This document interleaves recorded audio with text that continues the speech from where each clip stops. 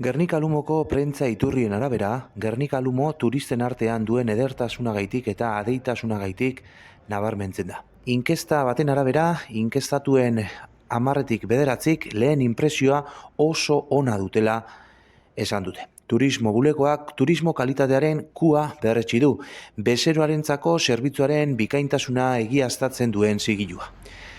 Gernika Lumon foru hiribilduak berriro mantentzen du bisitari kopurua. Turismo bulegoak 2023an 403 lagunen artean egindako inkesta baten arabera, inkestatuetatik 10-9 oso ontzat jotzen dute Gernika Lumo, 10-6 ontzat eta 29%ak ez du kontrako iritzirik erregistratu. Herriaren edertasuna eta garbitasuna izan dira bisitariek gehien aipatu dituzten alderdiak. Iritzien erdiak. Gernikarren adeitasuna, turismo bulegoko langileen arreta, seinaleak, aparkatzeko erraztasunak eta paisai ere nabarmendu dituzte. Turistengan sortzen duen inpresio bikainarekin batera, Gernikako bulegoak kalitate turistikoaren ku berretsi du.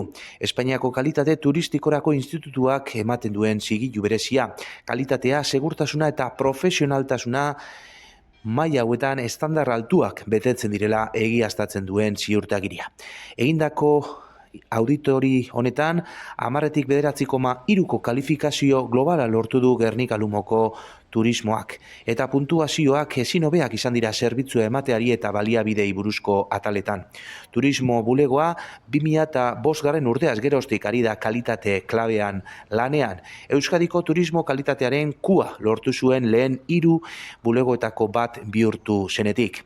Gainera, 2023an Reyes Maroto, Industria, Merkataritza eta Turismo Ministro Oiaren eta Miguel Mirones, ICTeko, Espainiako Kalitate Turistikorako Institutuko zuzendari nagusiaren zutik, saria jaso zuen turismoaren kalitatearen aldeko 18 urteko etengabeko lana dela eta.